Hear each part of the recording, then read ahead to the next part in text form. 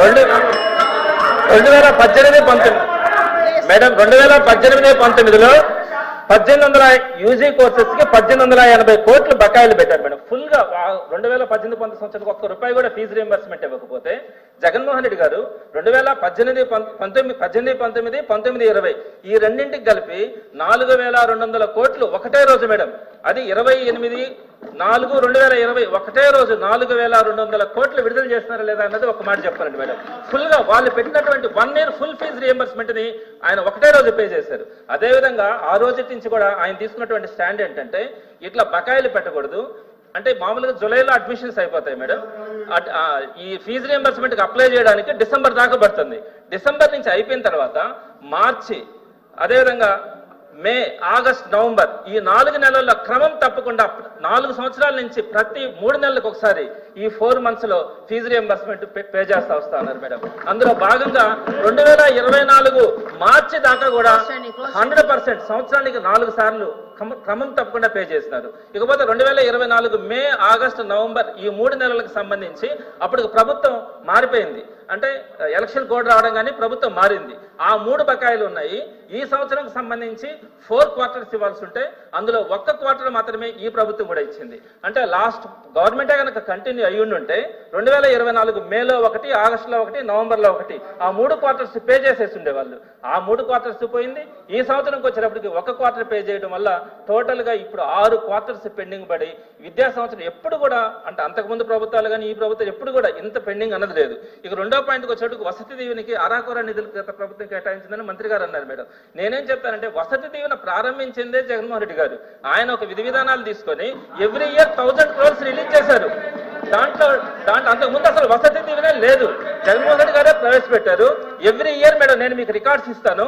Every year April 24వ తేదీ, April 28, April 4, April 27 4 సంవత్సరాల పాటు కంటిన్యూస్ గా కరెక్ట్ గా డేట్ పెట్టుకొని 1000 కోట్ల రూపాయలు రిలీజ్ చేసి వసతి దీవెన కింద అన్ని శాంక్షన్ చేయడం జరిగింది.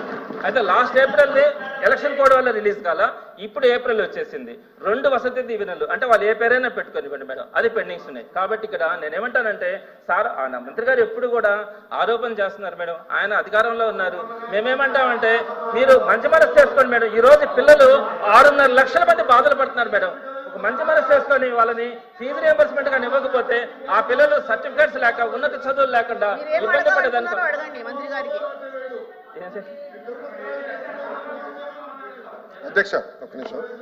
అధ్యక్ష ఎందుకు మొన్న ఎడ్యుకేషన్ పైన చర్చ జరిగింది హౌస్ లో ఎందుకు బయటకు వెళ్ళారు అధ్యక్ష? ఈ విషయాలన్నీ దాంట్లో చెప్పాం. మళ్ళీ ఆ రోజు ఎందుకు బైకాట్ చేశారండి మీరు? ఎందుకు బైకాట్ చేశారు స్వామి? ఉండండి, విద్యా వ్యవస్థ పైన చర్చిద్దామని దాంట్లో స్పష్టంగా ఫీ రియంబర్స్మెంట్ పైన చాలా క్లారిటీ ఇచ్చింది ప్రభుత్వం. మళ్ళీ ఇప్పుడు ఆ రోజు బైకాట్ చేస్తారు, ఇన్నరు, కనీసం నోట్ చదవరు. కాబట్టి ఇంకో కాపీ పంపిస్తా స్వామి, ఒకసారి నోట్ చదవండి. చదివిన మీరు అడగండి. మంత్రి గారు వాస్తవాలు చెప్తుంటే దాన్ని కూడా మీరు ఓర్చుకోలేకపోతే కరెక్ట్ కాదా? 4200 కోట్లు మీరు బకాయిలు పెట్టారు, అవునా కాదా చెప్పండి? ఓకే, వివరాలు ఇప్పుడు పంపిస్తున్నా. School fee reimbursement, PG fee reimbursement అన్ని వివరాలు ఇక్కడ ఉన్నాయి. 4200 కోట్ల బకాయిలు పెట్టారు మీరు. 4200 కోట్ల బకాయిలు పెట్టారు. నంబర్ 1. నంబర్ 2 2019లో ఆనాటి ప్రభుత్వం ఏదైతే బకాయిలు పెట్టారో మీరు ఎప్పుడు చెల్లించారండి? 16 నెలల తర్వాత చెల్లించారు. 16 నెలలు వినండి, 16 నెలలు. ప్రభుత్వం వచ్చి 10 నెలలు అయింది. చెల్లిస్తాను నేను చెప్పా. హౌస్ సాక్షిగా నేను హామీ ఇచ్చా. చర్చలు మీరు లేకపోతే ఏం చేయాలి స్వామి? మీరు బైకాట్ చేస్తూ పోతే మమ్మల్ని ఏం చేయమంటారు? మీరు అడిగారు. విచిత్రం ఏంటంటే ఎడ్యుకేషన్ పైన చర్చకి మీరు అడిగారు. ఆ రోజు బీఎస్సీలో మీరు అడిగారు, మేము ఒప్పుకున్నాము. చర్చకు మేము సిద్ధానం. 3-4 గంటలు చర్చ జరిగితే మీరు లేకపోతే ఎట్లా? వాస్తవాలు ఏదైనా మీరు సిద్ధంగా లేకపోతే ఎట్లా? అది కరెక్ట్ కాదు. దయచేసి గౌరవ సభ్యులు ఇచ్చిన వివరాలు మొత్తం చదవండి.